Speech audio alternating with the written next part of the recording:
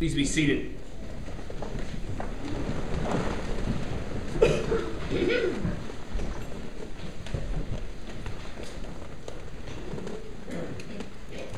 This Advent, we've been using a very thin little volume in our Advent book study called A Coming Christ in Advent.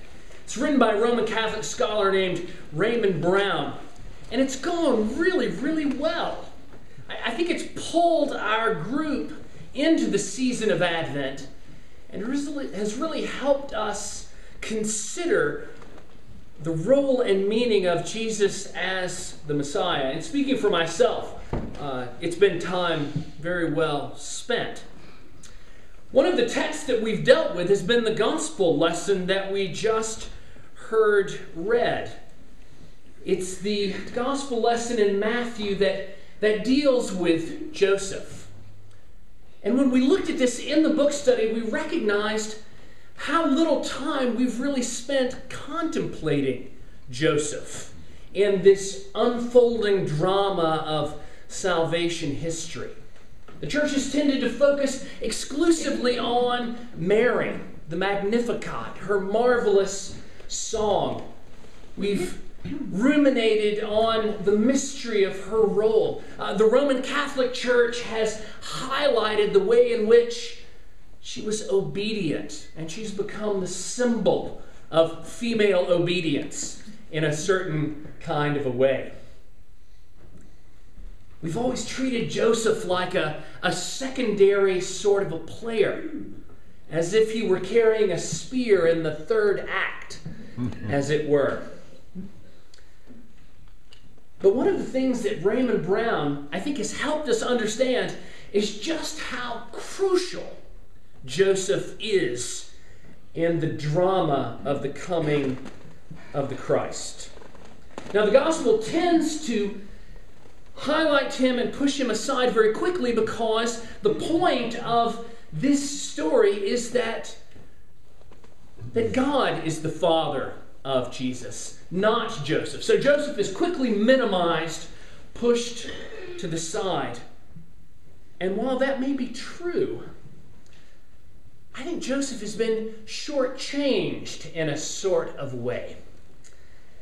And our thin little study guide has helped us understand the profound role of Joseph and what we're intended to take away from his participation in the gospel story. Now, Matthew tells us that Joseph is a righteous man, that he was upright and was committed to observing the law. That's a kind of code when you hear righteousness. You know that Joseph, being a righteous man, has an observant quality.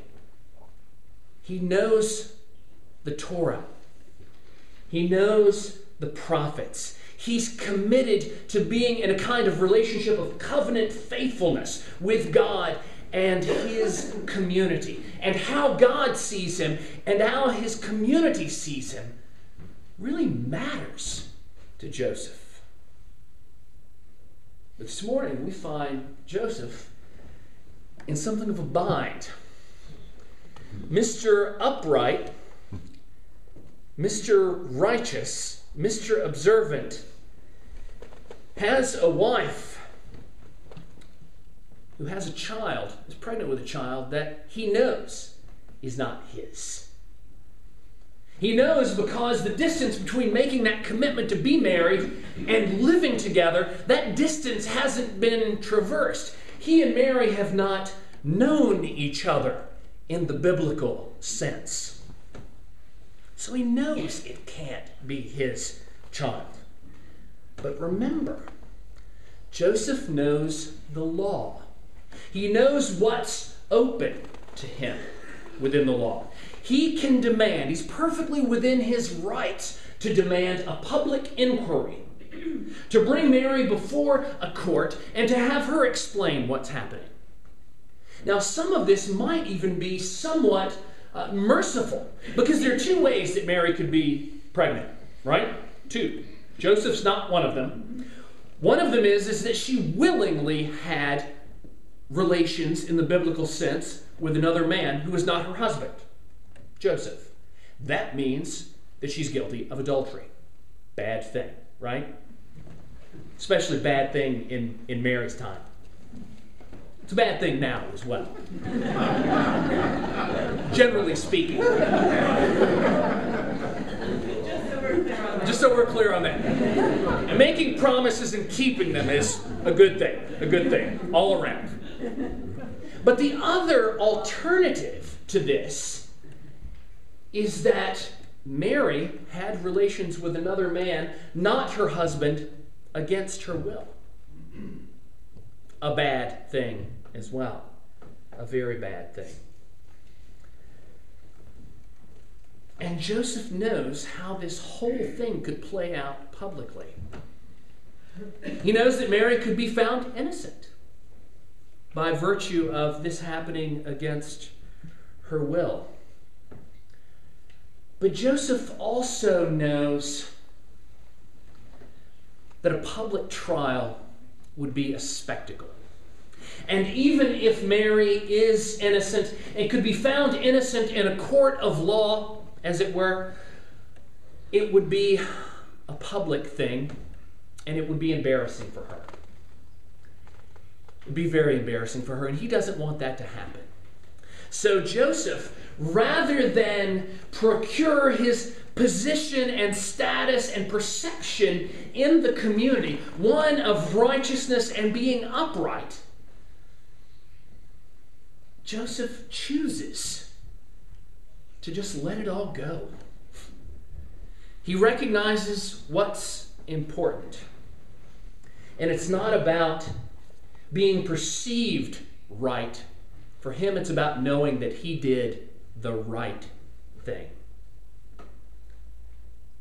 So Joseph proceeds to let the whole thing go quietly. And then we have that wonderful annunciation to Joseph from the angel. Brown offers a beautiful phrase in his thin little volume that Joseph understands the law in all its complexity, and that it allows behavior that is sensitive, neither assuming the worst nor seeking maximum punishment. This is one of the ways that the Gospel of Matthew reconciles profound obedience to the law and acceptance of Jesus as one that functions around and with the law, but in an interesting sort of a way. And you remember that Jesus' objection to legalists isn't that they do not keep the law exactly, but that they do not understand the depth of God's purpose in the law. Matthew's portrayal of a sensitive, law-obedient, and righteous Joseph sets the stage for the whole proclamation of the gospel and Jesus' complicated relationship with the law. It's the earthly father of Jesus that lives a kind of life that Jesus will proclaim as righteous and faithful. You see, in Mary, God found obedience. In Joseph, God found a kind of sensitive righteousness and covenant faithfulness. And God honors those attributes in the person of Joseph as just as important. Joseph knows the law, knows his rights, but chooses not to exercise them in the name of a different kind of faithfulness and righteousness. Now, I suppose it's fine for us to recognize the significance of Joseph and see Joseph as foreshadowing the ways in which Jesus will interact with the law. It might be tempting to acknowledge Joseph, give him a nod, raise a glass. Joseph, faithful, honest, good guy. But there's so much more to him. Joseph, in the way he functions in the gospel, suggests a course for us as people. We find in him a way of being in the world, a way of preserving integrity, living faithfully, and practicing mercy. And not seeing these things as mutually exclusive, but seeing how they can come together and coexist and work. If we desire righteousness and covenant faithfulness, to know and to be known, we have to transcend our thorny boundaries of rigidity. We perhaps have to dismiss our law-based categories of guilt and innocence and culpability and look toward the complexity of the human condition in concert with the unconditional love of God. Perhaps the very purpose of the human family is to learn how to practice this kind of transcendence, to have a small, tight-knit community where you are known and known, and learn to develop these ethics of mercy, integrity, righteousness, with grace and compassion, being sensitive and not practicing maximum punishment. It seems to me that as we contemplate this gospel vignette and we contemplate the way that Joseph functions within it, Joseph practices real family values, the kind of values that sustain families and relationships, the kind of values that keep us together, united in love and seeking the kingdom of God. Perhaps Joseph does even more. Perhaps Joseph shows us the value of the family.